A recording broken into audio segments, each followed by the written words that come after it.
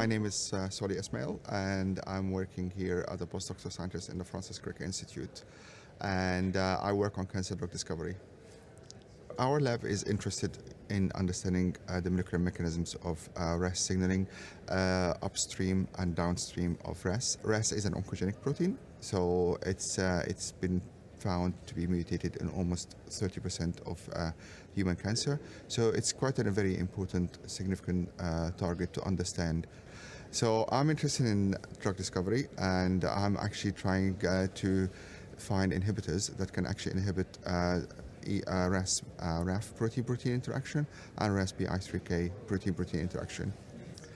So currently, the most advanced project that I'm working on is the inhibition of Ras and P110 alpha, which is an isoform of bi3K kinase. I think it's really very interesting pathway because in Julian Darwood's lab in the last 10 years, they managed to show that by inhibiting this interaction, it actually had strong effect on tumor initiation, development and maintenance.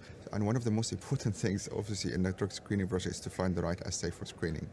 And so using the right assay will also depend on the protein complex and the nature of the protein-protein interaction. So the problem we had initially with with Ras and P110 alpha is that the interaction is actually quite weak. So it's around 3 micromolar. It sounds quite appealing that say it's easy to inhibit. However, on the screening process, it's actually quite challenging because if we're going to screen, we decided to use, for example, biochemical assay screening. To screen with biochemical assays, you will need the proteins to be around the KD value of their interaction.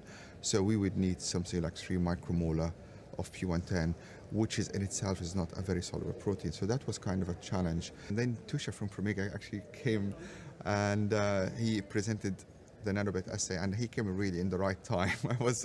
Because I was really trying to find what is out there that we could use. So he introduced to me the NanoBiT assay that was developed by Promega, and I kind of really liked the NanoBiT assay because it looked to me already quite simple to use, and it was very kind of convincing. I do like the idea of the split luciferase assay that Promega have carefully managed to divide them in 2 pieces, a small bit and the large bit, and they made sure that the 2 bits don't interact strongly, so they are very weak. So they will only interact and illuminate if the 2 target proteins interact, which was really quite interesting. It's a live cell assay, and I really liked it. I thought it was really quite simple and straightforward assay.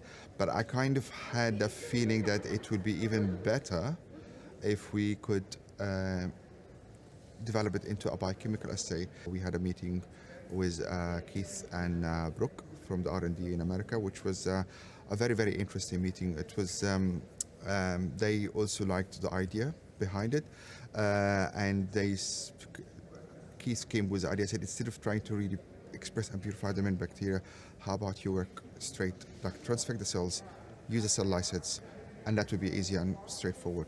And I really liked this idea. I favored his idea more because I can actually use the proteins that are actually expressed in the natural environment. I knew that the bi3K is quite difficult to work with, so I wanted to make it as happy as possible. So I said that's great to use the cell lysate. With the NanoBiT biochemical assay, we actually did manage to have very beautiful data coming up showing a clear interaction. We have tested the assay as well with different inhibitors, and we can see clear inhibition. I think we got really 2 significant inhibitions, which we used 2 Ras inhibitors that are already well known in the market.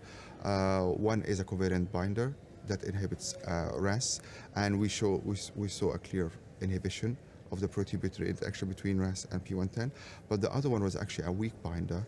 Ras inhibitor that is a weak binder, and that we also, when we used it, we also saw an inhibition of the interaction, which was really an interesting result because it shows the NanoBiT assay is quite sensitive to weak binders.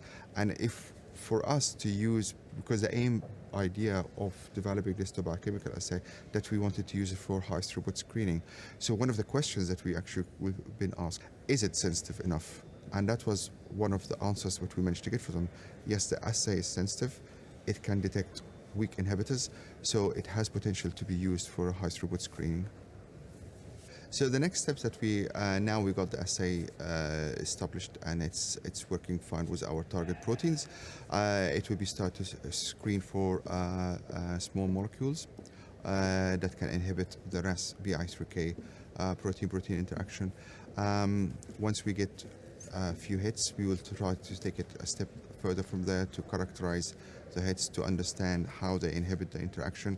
So most of the inhibitors that exist already in the market for bi3k or for Raf proteins, there are kinase inhibitors, whereas in our direction, we are actually looking for protein-protein interaction inhibitors, which I think it's going to be an interesting direction to go for. Hopefully we will get successful, and if we find an inhibitor that can block this pathway, and it could be used in a combination with Raf inhibitors or MAPK kinase inhibitors, I think it will be quite significant, and we will have a significant response for future cancer treatments.